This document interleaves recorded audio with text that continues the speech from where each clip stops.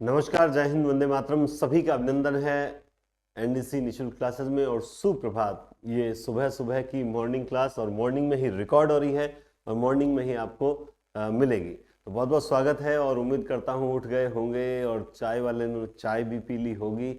अब स्टार्ट करते हैं 20 क्वेश्चन की शानदार प्रश्नोत्तरी, जिसमें हम शानदार व्याख्या भी करेंगे। तो आज की उपस्थिति मेरी फिर से लग रही है और पहला ही प्रश्न बिना समय गवाए, पहला प्रश्न आपके सामने है कि भगवान कृष्ण के सुदर्शन चक्र, भगवान कृष्ण के सुदर्शन चक्र, भगवान कृष्ण के सुदर्शन चक्र का अवतार किसे माना जाता है? पहला ऑप्शन है हित हरिवंश, वल्लभाचार्य, निम्बार्क या चैतन्य महाप्रभु। पहला ही प्रश्न है, तो इसका उत्तर दीजिए। और देखिए, कोशिश कीजिए कि शाम को जब रात वाली जो क्लास होती है 9 बजे वाली क्लास, उसे कम से कम आप लाइव देखने का, क्योंकि उस वक्त लगभग हम सारे कामों से निवृत्त हो जाते हैं। तो कम से कम वो क्लास जो है वो आप लाइव जरूर देखें।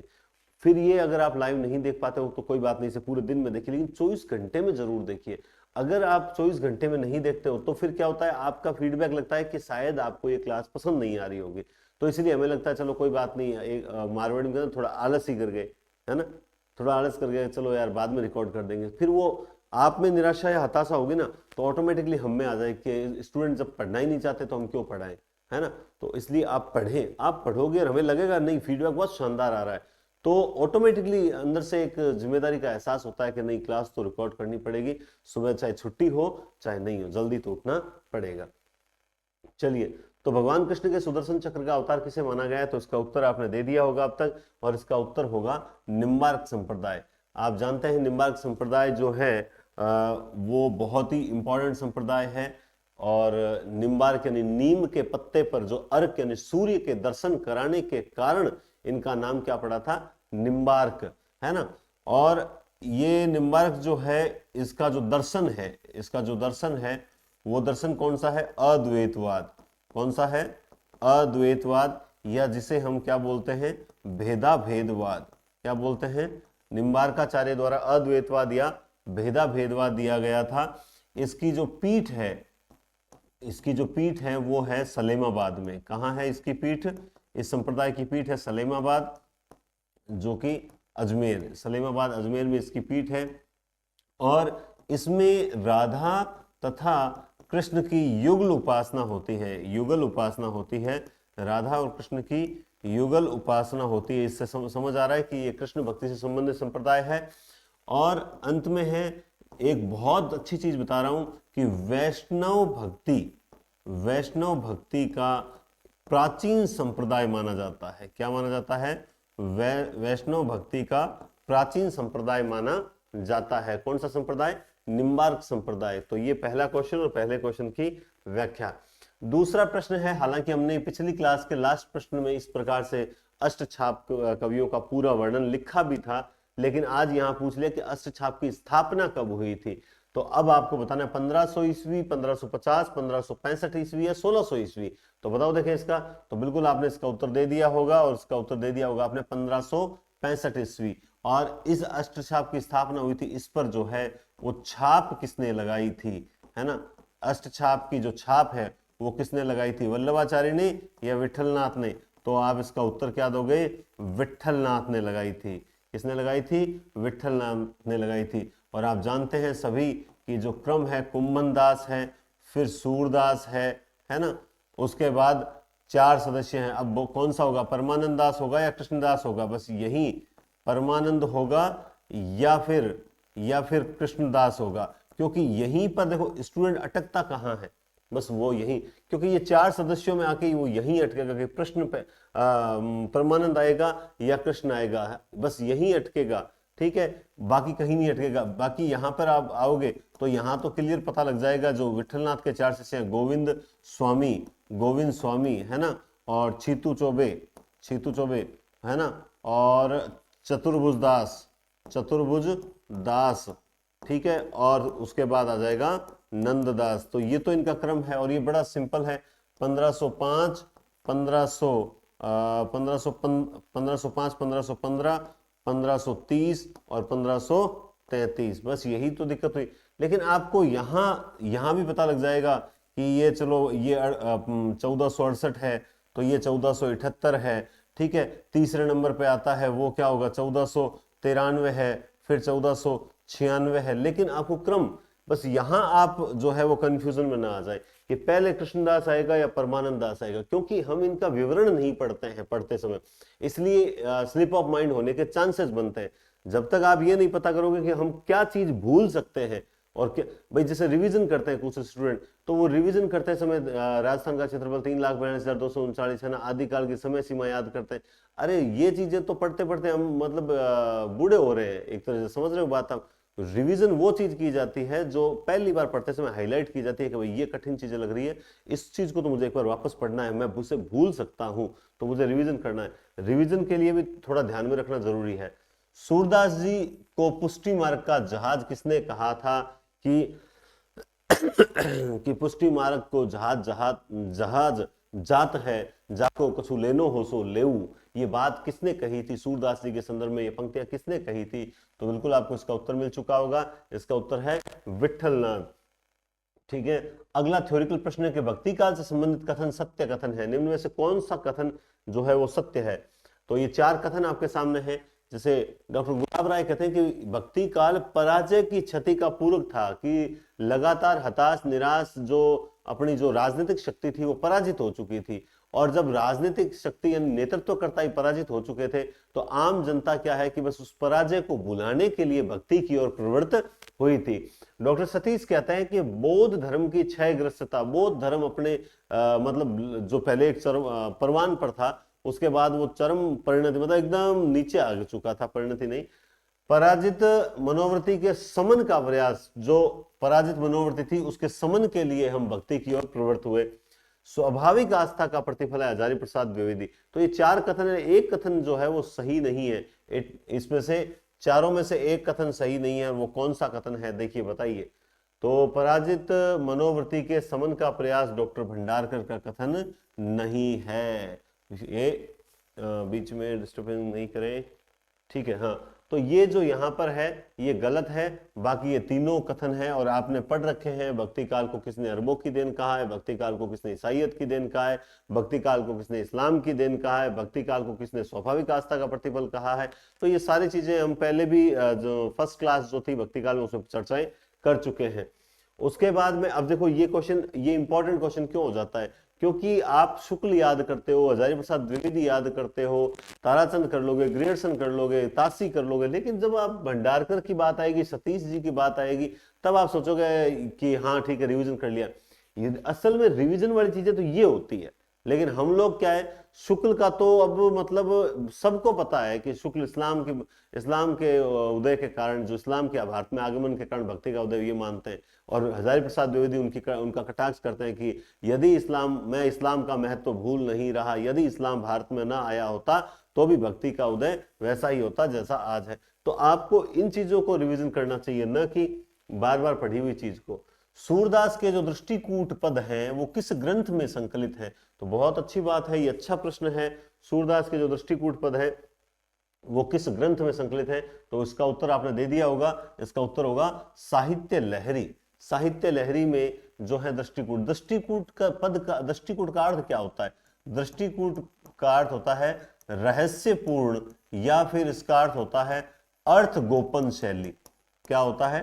अर्थ गोपन शैली, है ना, अर्थात जिसमें शब्दों के अंदर अर्थ छिपा होता है। अजा सहेली तासु रिपु ता जननी भरतार, ताके सूत के मित्र को, ताके सुत के मित्र को भजिए बारंबार, के सारंग ले सारंग गयो, सारंग बोलियो आए, सारंग सारंग से कहे सारंग निक्षो जाए।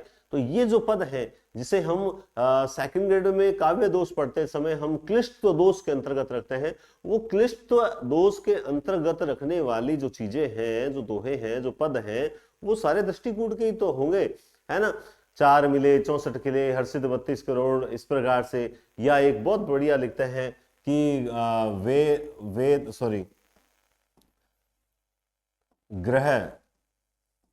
ग्रह नखत नक्षत्र, समझ गए, ग्रह नखत जुग जोरी अरद करत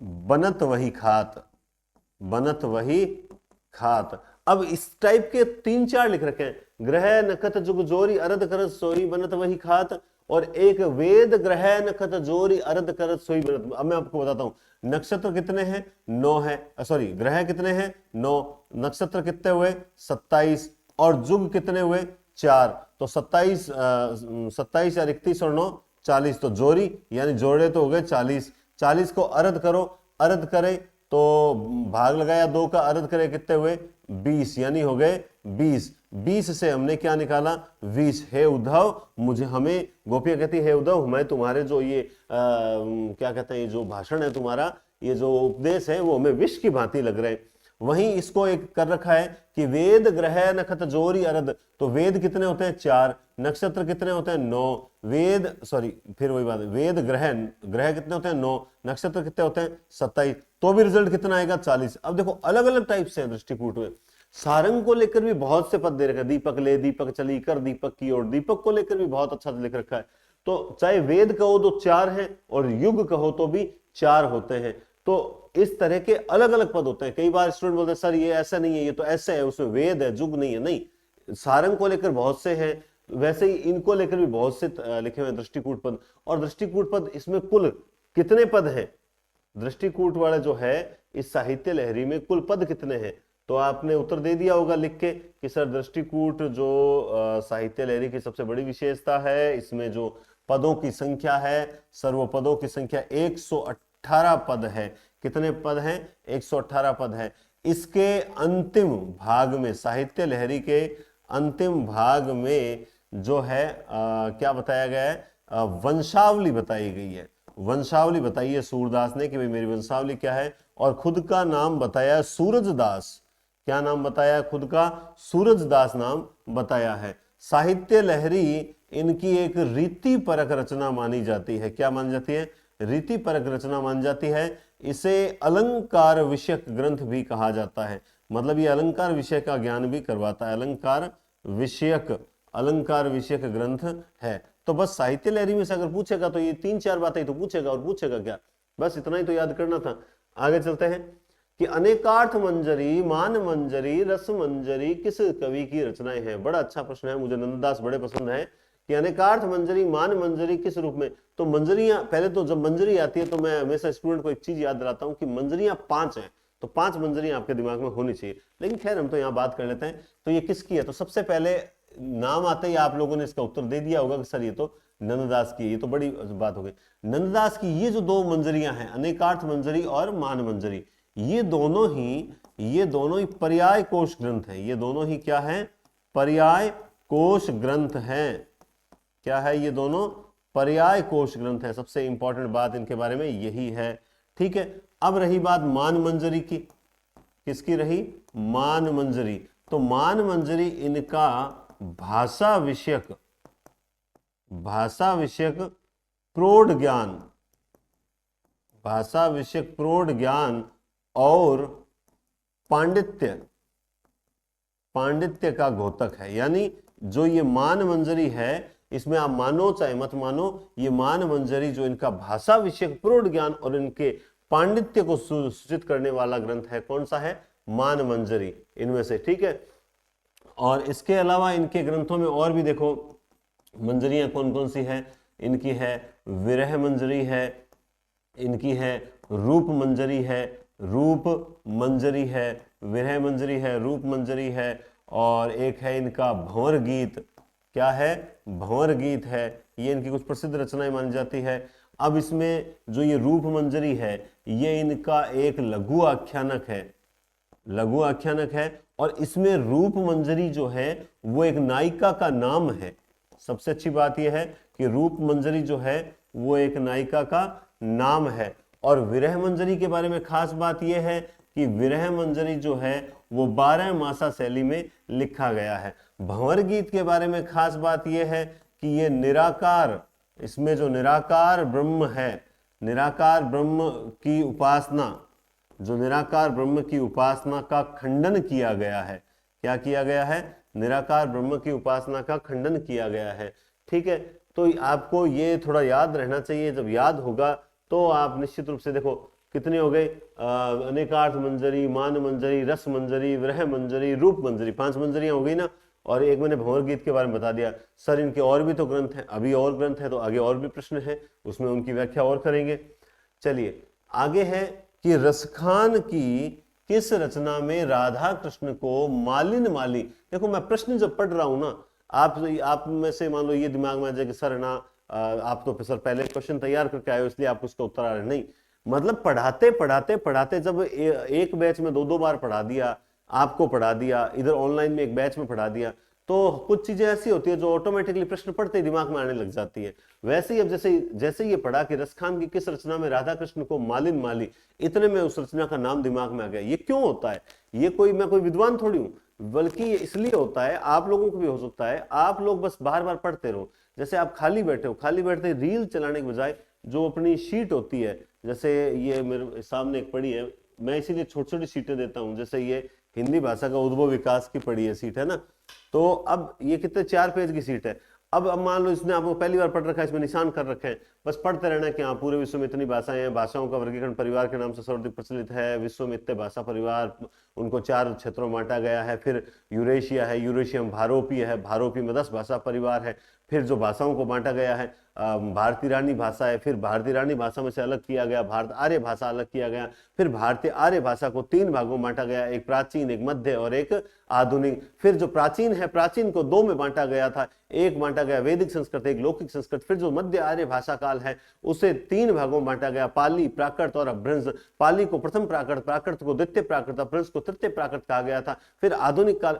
आप जब पढ़ते हो तो मतलब 1 बार पढ़ा, 2 बार पढ़ा, 3 बार पढ़ा, 4 बार पढ़ा, हालात ये हो जाता है कि मतलब वो पीडीएफ सामने आते ही है ना, वो पीडीएफ सामने आते ही आपकी आंखें, आपका माइंड स्कैन करना शुरू कर देता है, याद नहीं करता, स्कैन। और स्कैनिंग में समय कितना लगता है? मात्र 15 से 20 मिनट के अंदर आप पूरी शीट को स्कैन कर देते हो। लेकिन इसके लिए करना पड़ेगा, इसके लिए मेहनत करनी पड़ेगी, इसके लिए कुछ जिम्मेदारी का एहसास करना पड़ेगा कि नहीं यार लगना है। जब बार बार दिमाग में ये आएगा कि यार देखो वैकेंसी आने के बाद क्या कई बार ऐसा होता है कि वैकेंसी, अब जैसे मैं अपने पे नहीं ले रहा, अभी एक कोई उदाहरण था लेकिन मैं अभी नहीं दूंगा आपको, फिर कभी दूंगा। तो जैसे कई बार ये होता है कि आप तैयारी करना चाहते हो लेकिन फिर आप कर नहीं पाते हो, चाहे कुछ भी हो जाए फिर आप नहीं कर पाते हो। फिर आपको बार बार कहेंगे यार जिम्मेदारी है मेरे लिए, क्योंकि आपको ऐसा एक समय ऐसा आता है जब आपको पढ़ाई से ज्यादा जरूरी दूसरी चीजें लगने लग जाएगी।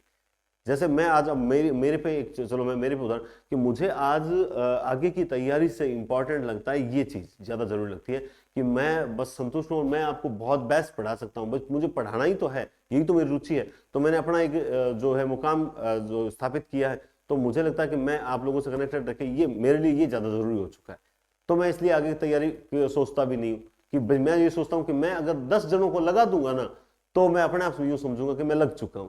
तो इसलिए मेरे लिए अब ये जरूरी हो चुका है, लेकिन आप लोगों के लिए अभी ये जरूरी नहीं है। तो आप लोग तैयारी कर रहे हो तो कीजिए, अगर ये चीज नहीं होती तो निश्चित रूप से मैं आगे की तैयारी करता, ये चीज है।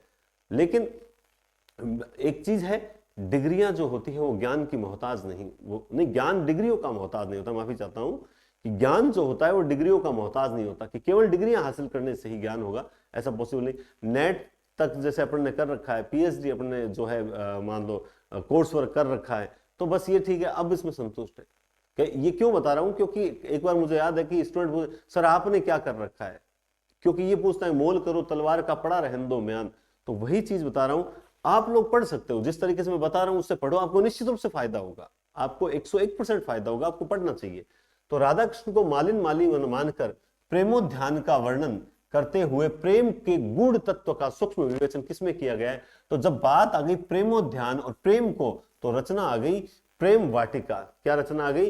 प्रेम वाटिका, है ना। अब हालांकि चारों की चारों रचनाएं किसकी है? तो बोला सर ये रसखान, रसखान जिसका जन्म हुआ था देखो 1533 ईस्वी में हुआ था। क्या 1533 ईस्वी में? और इनका मूल नाम था सैयद इब्राहिम। क्या मूल नाम था? सैयद इब्राहिम। और इन्हीं पर भारतेंदु ने क्या लिखा था? भारतेंदु ने लिखा था इन मुसलमान जनन पर कोटिन हिंदू वारिये। इन मुसलमान जनन पर कोटिन हिंदू वारिये, है ना।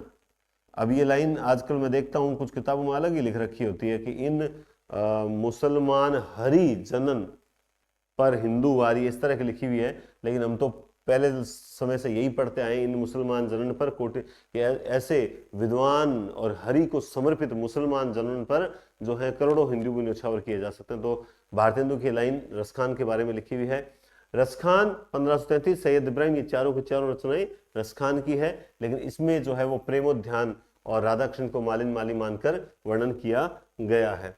निम्न में से कृष्ण भक्त कवि नहीं है, ये प्रश्न तो देखते ही आपको उत्तर आ जाना चाहिए, देखते ही उत्तर आ जाना चाहिए, और उत्तर आ चुका होगा। आप जानते हैं कि एक कवि है इसमें से जिसका नाम है अग्रदास। अग्रदास जो है, अग्रदास आप जानते हैं वही अग्रदास जो अग्र अली नाम से जाने जाते हैं, और ये राम भक्ति धारा के हैं। ये पढ़ा था कि नहीं पढ़ा था?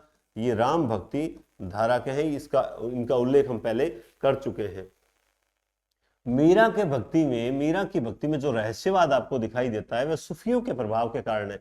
तो यहां से एक इस प्रश्न से एक प्रश्न तैयार हो गया कि मीरा की भक्ति में जो रहस्यवाद है वो कहां से लिया गया है, तो वो कहां से प्रभावित है, या मीरा के पदों का रहस्यवाद किससे प्रभावित है? तो सूफियों से प्रभावित है। यह कथन किसका है? अब दूसरा प्रश्न तैयार करते हैं कि यह कथन हजारी प्रसाद द्विवेदी का है, मैनेजर पांडे का है, रामचंद्र शुक्ल का है, या फिर रामकुमार वर्मा का है? बताओ, देखिए कथन किसका है। तो कथन आप जानते हैं इस टाइप के कथन जो हैं वो कहीं ना कहीं सीधे, लेकिन याद रहना चाहिए भैया, याद रखना ही पड़ेगा, वरना ऐसे नहीं याद आएगा। मीरा के भक्ति में जो रहस्यवाद है वो सूफियों के कारण है, ये रामचंद्र शुक्ल कहते हैं। कौन कहता है? रामचंद्र शुक्ल कहते हैं।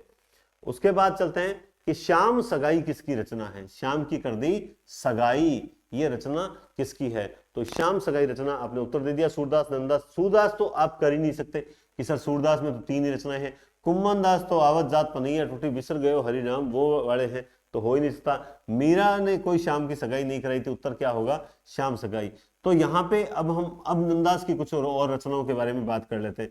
देखो नंददास की रचना जो है और श्याम सगाई के अलावा इनकी रचना है रास पंचाध्यायी, है कि नहीं है? बोला सर बिल्कुल है। इसी तरह से एक रचना है सिद्धांत, क्या है? सिद्धांत पंचाध्यायी, है कि नहीं है? बोला सर बिल्कुल है। अब आपको याद आने लगेगी सिद्धांत पंचाध्यायी। इसी तरह से आपको रचना याद आ रही है क्या? सुदामा चरित, बोला सर बिल्कुल याद आ गई, सुदामा चरित नंददास की रचना है। इसी तरह से श्याम सगाई हो गई। श्याम सगाई के बाद में हो जाएगी गोवर्धन लीला, गोवर्धन लीला, ये भी किसकी रचना है? नंददास की। मैंने नंददास की पहले रचनाएं बता दी, मंजरियां बता दी, भंवर गीत बता दिया, अब मैं आपको ये रचना बता रहा हूं, ठीक है? गोवर्धन लीला। और एक है, देखो अनेकार्थ मंजरी पढ़ी थी आपने, अब है अनेकार्थ माला, अनेकार्थ माला। अब बात करते हैं रास पंचाध्यायी की। रास पंचाध्यायी नंददास की सर्वश्रेष्ठ रचना है। देखो भाषा प्रौढ़ ज्ञान वाली तो वो रचना थी, ठीक है, ये इनकी जो है वो सर्वश्रेष्ठ रचना मानी जाती है, और ये रोला छंद में है। किस छंद में है? ये रोला छंद में है। और सबसे बड़ी बात है रामचंद्र शुक्ल ने जो इन्हें जड़िया कवि कहा है, और कवि गड़िया, नंददास जड़िया, वो इसी रचना रास पंचाध्यायी के कारण ही इनको और कवि गड़िया, नंददास जड़िया कहा गया है। तो अब बताओ इससे अच्छी व्याख्या नंददास के बारे में और क्या हो सकती है ना? चलिए आगे चलते हैं। हाँ, तो किताब के बारे में तो सर किताब आप कब शुरू करवाओगे? शुरू करवा ही रहा हूं, चिंता मत करो। ये अभी तक भी एक छोटी सी उलझन पड़ी है, अभी तक कुछ स्टूडेंट जो हैं वो अभी तक भी संपूर्ण पाठ्यक्रम जो है वो ज्वाइन नहीं कर पाए हैं, इसलिए जैसे ही वो ज्वाइन कर लेते हैं, और मैंने अभी तक व्हाट्सएप मैसेज नहीं देखे कई लोगों के, तो मैं आजकल में टाइम निकाल के व्हाट्सएप मैसेज एक बार देख के सबके संशय का निवारण कर दूं, उसके बाद आधों का कल कर दिया, आधों का और उदय, उसके बाद स्टार्ट कर दूंगा। रसखान वास्तव में रस की खान थे, रसखान वास्तव में रस की खान थे, ये कथन किसका है? बहुत अच्छा प्रश्न है। शुक्ल का, द्विवेदी का, भारतेंदु का, या मैनेजर पांडे का? तो ऐसे क्वेश्चन आते ही आप दिमाग में कि मैनेजर पांडे तो नहीं है, हजारी प्रसाद द्विवेदी नहीं है, शुक्ल नहीं है, उत्तर क्या होगा? भारतेंदु। सगुणोपासना में राम भक्ति मार्ग में श्रृंगारी भावना, बहुत इंपॉर्टेंट, इस पर तो मैंने कितनी बार व्याख्या की है कि राम भक्ति धारा में जो मतलब रसिक भावना लेकर आए, उसका आगे चलकर कहीं नुकसान भी होता है, क्योंकि राम की और सीता माता की जो छवि है वो हम लोगों के लिए एक आराध्य, मतलब एक देवता, एक मर्यादा पुरुषोत्तम है। वो रसिक भावना रासलीला मचाते हुए नहीं दिखाई देते हैं, समझ रहे हो बात आप? ऐसा नहीं कि हम कृष्ण का आदर नहीं करते, लेकिन कृष्ण तो मतलब एक वो कहते हैं ना कि कृष्णम वंदे जगत गुरुम, उन्होंने तो हर लीला दिखा दी थी, हर तरह से बता दिया था कि कहाँ किन परिस्थितियों में क्या व्यवहार करना चाहिए। लेकिन भगवान श्री राम ने तो एक ही बताई कि कैसा भी मार्ग हो मर्यादा को मत छोड़ो, है ना। तो अब उसमें कुछ बेवकूफ लोग होते हैं, कुछ दोगले लोग होते हैं, वो कहते हैं इसका मतलब तो भगवान खुद के ही विरोधी है। नहीं, भगवान ने अलग अलग युग में अलग अलग व्यवहार बताया। वर्तमान कलयुग चल रहा है, कहते हैं कि कलयुग में तो राम से बड़ा राम का नाम है, अगर राम का नाम ही ले रहे हो तो भी वो बड़ी बात है। तो अलग अलग युग में अलग अलग बात है। तो लेकिन एक कवि ऐसे आए थे जिन्होंने सगुण उपासना में राम भक्ति मार्ग में श्रृंगारी भावना का प्रवर्तन किया।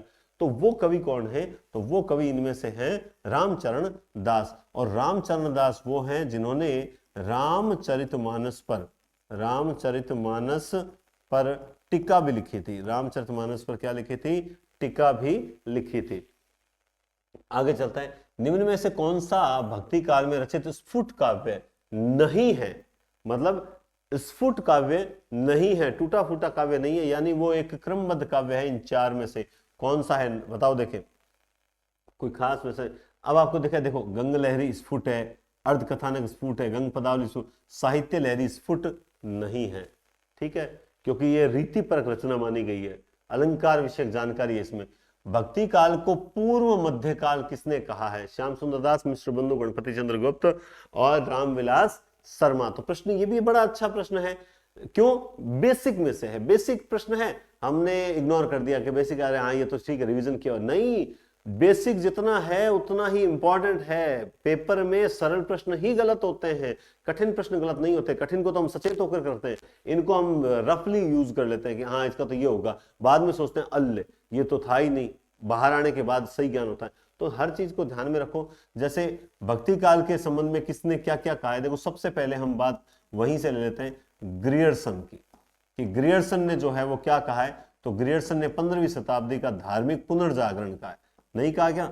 पुनर्जागरण, धार्मिक 15वीं शताब्दी का धार्मिक पुनर्जागरण। उसके बाद अपने मिश्र बंधु लिखा हुआ ही है। तो मिश्र बंधु जो है उन्होंने क्या कहा है? पूर्व माध्यमिक काल कहा है। क्या कहा है?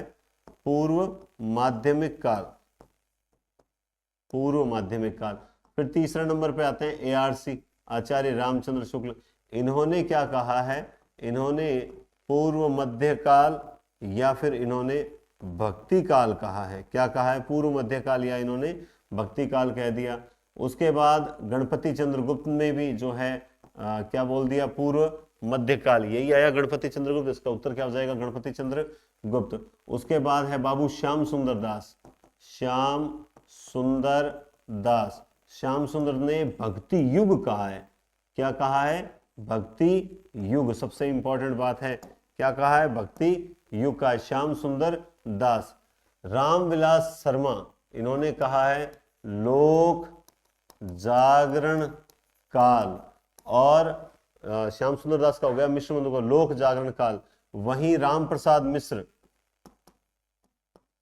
राम प्रसाद मिश्र, चलो ये कमेंट में बताओ कि राम प्रसाद मिश्र जो ग्रेडसन वगैरह का सबको पता है, राम प्रसाद मिश्र ने क्या कहकर पुकारा होगा? क्योंकि मैं अभी बोला ना कि हजारी प्रसाद द्विवेदी, गणपति चंद्रगुप्त, डॉक्टर नगेंद्र, ये तो आप सबको याद करें, लेकिन एकदम से आ गया राम प्रसाद मिश्र ने क्या कहा है। अब आप सोचोगे कि राम प्रसाद मिश्र ने क्या कहा है, तो इन्होंने कहा था, राम प्रसाद मिश्र ने कहा था पुनरुत्थान, पुनरुत्थान का काल है ये, पुनरुत्थान काल है। एक इसी तरह से कमल कुल श्रेष्ठ, ठीक है, तो ये कहा था कलात्मक उत्कर्ष काल, कलात्मक उत्कर्ष काल कहा है। किसने कहा है? कमल कुल श्रेष्ठ ने कलात्मक उत्कर्ष काल कहकर पुकारा है। तो अगर आपको ये 5-7 नाम हैं, अगर आपको याद रहेंगे, और याद कैसे रहेंगे? रिवीजन तो करना ही पड़ेगा। रिवीजन नहीं करोगे मारे जाओगे। मैं तो साफ सीधी बात करता हूँ, याद रखो हिंदी साहित्य में आपके लगभग 45, फर्स्ट ग्रेड की बात कर रहा हूँ, 45 से 50 क्वेश्चन आएंगे। व्याकरण में ये बात कर रहा हूँ मैं, साहित्य की ये बात कर रहा हूँ मैं, चलो साहित्य ऐसे लिख देते हैं, साहित्य, ठीक है। आप इस चीज को देखो, तो ये युद्ध होते हैं वो मैं हमेशा बोलता हूँ रणनीति से, साहित्य के। और जब व्याकरण की बात करेंगे तो व्याकरण में लगभग 35 से 40 प्रश्न आते हैं। अब की बार अलग बात होगी, मैं बात कर रहा हूं, ठीक है। इसके अलावा जो काव्य शास्त्र वाला पार्ट है उसमें से लगभग 20 प्रश्न आ जाते हैं। उसके बाद जो उनका पार्ट हो गया स्नातकोत्तर वाला, है ना, स्नातक पार्ट वाला, उसमें से भी लगभग 20। एक बार इसको जोड़ते हैं तो कितने हो गए, 1 4 3 7 2 9 10 11 12, ये लो 120, पूरा एकदम सही आंकड़ा गया है। और 30 क्वेश्चन आते थे मनोविज्ञान के। अब ये जो 30 क्वेश्चन इन्होंने हटाए हैं, अब 30 क्वेश्चन, सबसे पहले तो एक ध्यान रखो कि अगर आपने इसको मजबूत कर लिया तो यानी आपके 45 में से 45 सही हो, इस ऐसी यानी एक पार्ट इतना अच्छा मजबूत होना चाहिए कि आपका सिलेक्शन सुनिश्चित हो। दूसरा व्याकरण है, अगर व्याकरण में आप मान लो 30 ही प्रश्न तक पहुंच पाते हो, जबकि ऐसा नहीं होना चाहिए। व्याकरण में इतना कुछ नहीं आएगा, कुछ थ्योरी वोकेबलरी आएगी, वो गलत नहीं हो, लेकिन फिर भी चलो अपन ने इसमें थोड़ा कम मान लिया। काव्य शास्त्र है, ये 20 वाला है, क्योंकि इसमें अगर याद कर लिया तो याद है, नहीं है तो नहीं है। सर हमारा तो काव्य शास्त्र वीक है, काव्य शास्त्र वीक है, काव्य शास्त्र की प्रश्नोत्तरी आएगी तब उसको भी समझेंगे। नियमित रहना पड़ेगा, नियमित नहीं रहोगे तो कुछ नहीं होगा। स्नातक पाठ कभी भी जाता नहीं है। यहां पर हम बात कर लेते हैं 20 की, तो आप सोचिए 4 3 7 2 9 10 11, यानी 115 क्वेश्चन तो यही हो गए। अब मैंने वो जो 30 प्रश्न है, कौन से, जो अब तक मनोविज्ञान के आते थे, उनको अभी तक काउंट ही नहीं किया। चलो मान लिया कि उन 30 में से हमारे 10 ही सही हुए, तो चलिए कितने हो गए, 125। कितने हो गए, 125।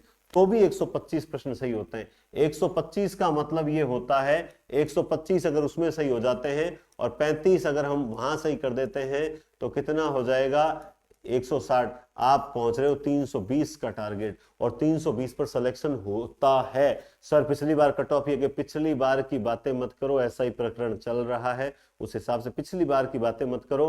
कितनी भर्तियां जो है वो संशय के घेरे में, उनकी बात ही छोड़ दो। बाकी उस वक्त भी हमारा यही अनुमान था कि ये सेफ स्कोर था, ये यहां तक मतलब सिलेक्शन। वो जो बच्चे जो 320 क्रॉस कर रहे थे, वो तो मतलब जो ईमानदारी से कर रहे थे, मैं उनकी बात कर रहा हूं, वो तो निश्चित रूप से टॉप मतलब अच्छे पढ़ने वाले थे, उनकी लंबी तैयारी थी, वो लंबी तैयारी काम आ रही थी, है ना। मैं कोई क्वेश्चन मार्क नहीं लगा रहा, लेकिन बात है कि कट ऑफ जो थी वो लगभग, ऐसे तो रीड में चली गई 135 35 40 नंबर कट ऑफ जाती है। इतनी कोई कट ऑफ थोड़ी जाती है, 90% को पेपर थोड़ी हल होता है, माइनस मार्किंग जहां होती है वहां। लेकिन ठीक है, चल रहा है। अब देखो एक के बाद एक 40 SI निकल के आए। 2 किरोड़ी लाल जी बोल रहे हैं 300-400 SI जो है फर्जी है, ये है वो। तो अब सोचिए, लेकिन जिन सत्ताधीशों के नाक के नीचे इस प्रकार के कार्य हुए थे, उन सत्ताधीशों को शर्म आनी चाहिए थी कि उस वक्त उनके नाक के नीचे ये काम हो रहे थे, क्या उनको इसकी सूचना नहीं थी क्या? ये बड़ी विडंबना की बात है। हजारों परिवार बर्बाद होते हैं, हजारों परिवार। कितने बच्चों ने कितनी आस से तैयारी की थी, और ऐसे मतलब जो अयोग्य लोग थे उन लोगों को सीट मिल जाती है, और जो योग्य थे वो अपना झोला उठाकर, अपने बोरिया बिस्तर समेटकर, दुखी मन के साथ, आंखों में आंसू लिए हुए अपने गांव वापस लौट जाते हैं। ये बड़ी विडंबना की बात थी, लेकिन उनको फर्क नहीं पड़ता। लेकिन याद रखें कि चक्की चारों तरफ घूमती है। आज आपका समय है तो इसका मतलब ऐसा नहीं कि घमंड करे, कल आपका विपरीत समय भी आएगा। आज उन लोगों का विपरीत समय आया हुआ है कि जनता, चलो मान लिया कि उनका कुछ बिगड़ेगा नहीं बिगड़ेगा अलग मैटर है, लेकिन मैं हमेशा बोलता हूं कि दुआ हो या बद्दुआ हो, लगती जरूर है।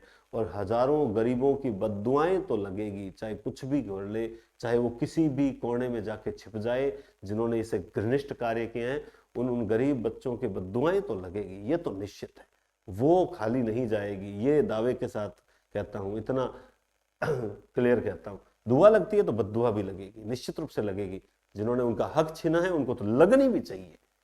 भक्ति काल को लोक जागरण काल किसके द्वारा कहा गया है? कमल कुलश्रेष्ठ, हजारी प्रसाद द्विवेदी, रामचंद्र शुक्ल और रामविलास शर्मा। तो अभी आप पढ़ के आए हो, लेकिन प्रश्न अच्छा है। देखो प्रश्न अच्छा है, प्रश्न अच्छा है। लोक जागरण नहीं बल्कि लोक जागरण काल शब्द आया है, इसलिए यहां पर रामविलास शर्मा। क्यों सर आपने काल पर फोकस क्यों किया? देखो अगर लोक जागरण काल आए तब तो रामविलास शर्मा है, ठीक है, लेकिन केवल लोक जागरण आए तब HPD है, तब केवल HPD है, इसलिए मैं काल पर फोकस कर रहा हूं, ठीक है। कबीर की भाषा को संत भाषा किसके द्वारा कहा गया है? ये भी अच्छा प्रश्न है। ये देखो ये सारे मौलिक प्रश्न है, मैं आपको बता दूं, ये ऑफलाइन में जो टेस्ट सीरीज होती है उसके मौलिक प्रश्न है। और अगली जो रीतिकाल की क्लास होगी, मतलब अब जैसे आदिकाल, आज 100 क्वेश्चन हो जाएंगे आदिकाल के भी, तो जो रीतिकाल की जो क्लास होगी उस रीतिकाल की क्लास को मैं थोड़ा बहुत अलग तरीके से करवाऊंगा कि रीतिकाल जो है, रीतिकाल को मैं आपको जो भी मान लो 50 से 60 प्रश्न कराऊंगा, उन 50 से 60 प्रश्नों में रीतिकाल को पूरा समेटूंगा और आप देखते रहोगे कि सर वास्तव में सर कुछ बचा ही नहीं जो आपने व्याख्या नहीं की हो, पूरा रीतिकाल समेट दूंगा। तो मैं इस अगली क्लास की थोड़ी सी व्याख्या अलग तरीके से करूंगा, तो आप जरूर इन क्लासेस को सीरियल क्रम से देखते रहें। हाँ, तो कबीर की भाषा को संत भाषा किसने कहा? उदय नारायण तिवारी, बाबूराम सक्सेना, बच्चन सिंह और श्याम सुंदर दास। बताओ देखें, तो बिल्कुल संत भाषा कहने वाले थे डॉक्टर बच्चन सिंह। 96 में हो जाएगा सी। आज तक हिंदी का ऐसा जबरदस्त व्यंग्य लेखक दूसरा नहीं हुआ। मतलब हिंदी में जितना व्यंग्य कबीर ने किया उतना शायद किसी दूसरे ने नहीं किया, है ना। कंकर पाथर जोड़ के मस्जिद दिए बनाए, ता ऊपर चढ़ी मुल्ला बांग दे, क्या बहरा हुआ खुदाए, है ना। जे तू बामन बामनी जाया, तो आन द्वार क्यों नहीं आया, जे तू तुरक तुरक नहीं जाया, भीतर खतना क्यों न कराया, है ना। पाहन पूजे हरि मिले, तो मैं पूजूं पहाड़, है ना। घर की चकिया कोई न पूजे, जिसका पीसा खाए। तो व्यंग्य जिस प्रकार से, और जब ज्यादा व्यंग्य करेंगे तो सिकंदर लोदी के अत्याचारों को भी सहना पड़ा था। ये वही व्यक्ति है जिसके बारे में हजारी प्रसाद द्विवेदी कहते हैं कि ऐसा जबरदस्त व्यंग्य लेखक नहीं हुआ। रामचंद्र शुक्ल कबीर के बारे में बहुत लिखते हैं, लेकिन अंत में वो एक बात कह देते हैं, वो इतनी तारीफ नहीं कर पाते हैं कबीर की क्योंकि वो तुलसी के फैन हैं, लेकिन वो अंत में एक बात कहते हैं कि यद्यपि कबीर पढ़े लिखे नहीं थे, लेकिन प्रतिभा उनमें बड़ी प्रखर थी।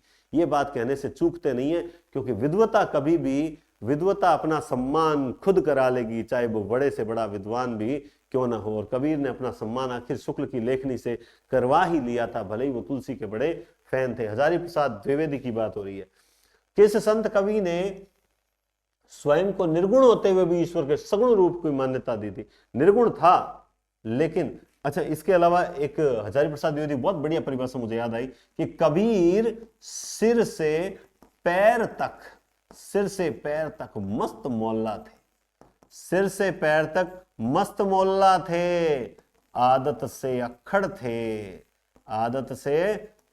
थे, और स्वभाव से फक्कड़ थे, दिल से तर थे, लेकिन दिमाग से दुरुस्त थे। देखो मुझे भी तो याद है, आपको भी याद, दिमाग से दुरुस्त थे। भेषधारियों के लिए, भेषधारियों के लिए प्रचंड तथा भक्तों के लिए, है ना, भक्तों के लिए निरीह थे। मतलब उनके लिए अच्छे थे, लेकिन सिर से पैर तक मस्त मौला, स्वभाव आदत से अक्खड़, स्वभाव से फक्कड़, दिल से तर, दिमाग से दुरुस्त, भेषधारियों के लिए प्रचंड और भक्तों के लिए निरीह थे। बहुत अच्छे थे भक्तों के लिए। तो ये परिभाषा भी हजारी प्रसाद द्विवेदी ने बोली है कबीर के लिए। अब है संत कवि, किस संत कवि ने स्वयं निर्गुण होते हुए भी ईश्वर के सगुण को रूप मान्यता दी? तो इसमें है दादू, रज्जब वगैरह कौन है? तो आपको उत्तर मिल चुका होगा। वो संत कवि जो निर्गुण होते हुए भी सगुण रूप को भी मान्यता देता है, वो है हमारे दादू दयाल, जिन्हें राजस्थान का कबीर कहा जाता है। जिसने परम ब्रह्म संप्रदाय चलाया था, है ना। और इनके सत्संग स्थल को अलख दरीबा क्या कहा जाता है? अलख दरीबा कहा जाता है ना। इनके जो दो खास नाम है, गरीब दास बेटे थे क्या? गरीब दास और मिस्किन दास। क्या है? गरीब दास और मिस्किन दास। और इनकी पीठ जो है वो कहाँ है? नारायणा कहाँ है? जयपुर। नारायणा जो है वो जयपुर। ये ब्रज और राजस्थानी में साहित्य लिखते थे, लेकिन इनका अधिकांश साहित्य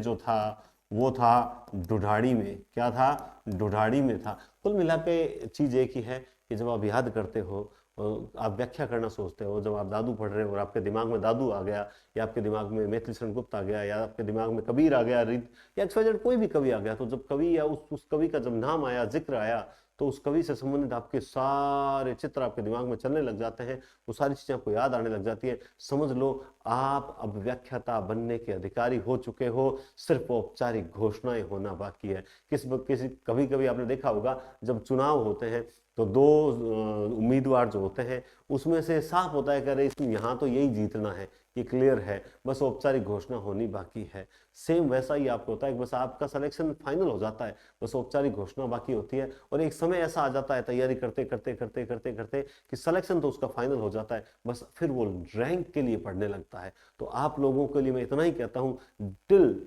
वैकेंसी, जब तक वैकेंसी नहीं आती तब तक आप सिलेक्शन के लिए लड़ो। जिस दिन वैकेंसी आ गई उस दिन हम रैंक के लिए लड़ेंगे। आप जुड़े रहें, निश्चित रूप से मैं आपको उस मुकाम तक पहुंचा दूंगा हिंदी में कि आपको ऐसा लगेगा यार ये साहित्य, मतलब ऐसा लगेगा ये तो रोज, मतलब वो डेली रूटीन वाली चीज हो गई। इतना देखो 3 साल से मैं कंटिन्यू साहित्य पढ़ा रहा हूँ, 3 साल से पढ़ा रहा हूँ, नहीं पढ़ा रहा हूँ। और जो 2 साल 3 साल से जुड़े हुए हैं, रेगुलर जुड़े हुए हैं, मैं नहीं समझता कि वो चूक जाएगा। और अगर फिर भी वो चूक रहा है तो यकीनन वो कोई ना कोई चूक रख रहा है, और उसी चूक के कारण वो चूक रहा है। यमक अलंकार है, यहाँ पर बता दूं कौन सा अलंकार है। यमक चांदायन रचना, इसके बारे में हम उल्लेख कर चुके हैं। चांदायन मुल्ला दाऊद की रचना है। मुल्ला दाऊद की रामकुमार वर्मा के अनुसार चांदायन सूफी काव्य धारा का प्रथम ग्रंथ माना जाता है। चांदायन जो कि 1379 में लिखी गई थी। रामकुमार वर्मा ने इसे हिंदी से सूफी काव्य धारा की प्रथम रचना माना है। बस और क्या क्या पढ़ोगे इसमें, चांदायन मुल्ला दाऊद है बस, और क्या पढ़ोगे। हाँ, इसे लोर कथा या लोर कहा जाता है। किसने कहा है, बोला ये लो साहब, माता ही कहेगी कि मारो बेटो जो को लोरा मारे, तो चांदायन यानी लोर कथा कहा है। किसने कहा है, बस पढ़ रखा है ना, पहले सारी सूफी काव्य मैंने पढ़ा रखे हैं भक्ति काल वाली पहली क्लास के अंदर। तो बस आप, सिंपल सी बात है। प्रेम मार्गी, आज की क्लास का 100वां क्वेश्चन बड़ा अच्छा है और इंपॉर्टेंट क्वेश्चन में से एक है, थ्योरिकल। प्रेम मार्गी सूफी काव्य धारा की विशेषताएं हैं। इस टाइप के क्वेश्चन आजकल आरपीएससी का पैटर्न है, और इस टाइप के क्वेश्चन में सबसे ज्यादा गलती के चांसेस रहते हैं, क्योंकि थोड़ा सा चूके और खेल खत्म।